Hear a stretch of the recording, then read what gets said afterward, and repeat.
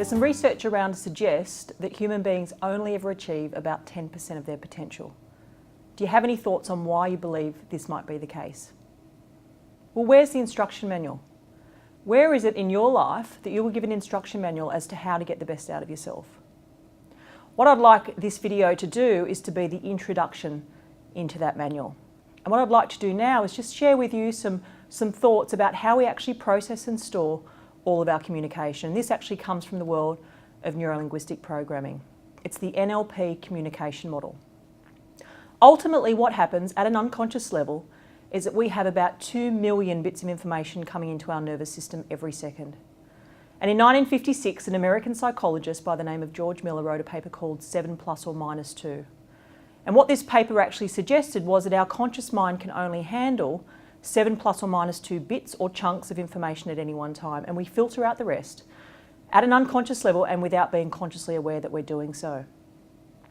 What we filter out is based on a certain set of internal processing filters. So we delete, distort and generalise the information coming in based on a certain set of internal processing filters. Now, before I talk about what those internal processing filters are, let me first talk you through what deletion, distortion and generalisation actually means. You see, our brain acts like a camera. Two people go to a party and both of us would have completely different recollections of what that party was about. So we're actually deleting information.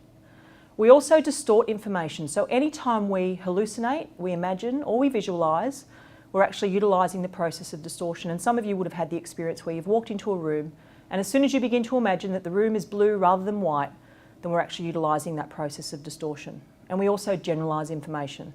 So we'll take a couple of, say, bad experiences and then we'll generalise that to say, I'll never be any good at public speaking. I'll never be a good financial advisor. So we delete, distort and generalise based on a certain set of internal processing filters.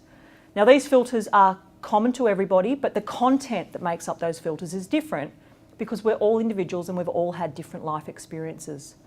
The first of those filters, which is the most unconscious, are our meta programs. These are context dependent and they ultimately let us know how people get motivated. The second most unconscious filter are our values, the primary motivating force behind absolutely every single one of our actions. These are how we determine what is right from wrong and good from bad. Do you move toward what you want or away from what you don't want? If you move away from what you don't want, how many times a day do you focus on what you don't want? And then of course we've got beliefs, which are ultimately the on-off switch to what we can do in the world. Because if we don't believe we can do something, then the chances are we probably can't. Attitudes, collections of values and beliefs around a certain subject. And the last two internal processing filters are our memories and our decisions. Now there's some psychologists that say that our reactions in the present are actually not reactions to what's happening right now, but they're actually reactions to collections of memories and things that have happened to us in the past, a gestalt, a collection of memories. And they can deeply affect our personality and also our perceptions. And the last internal processing filter are our decisions.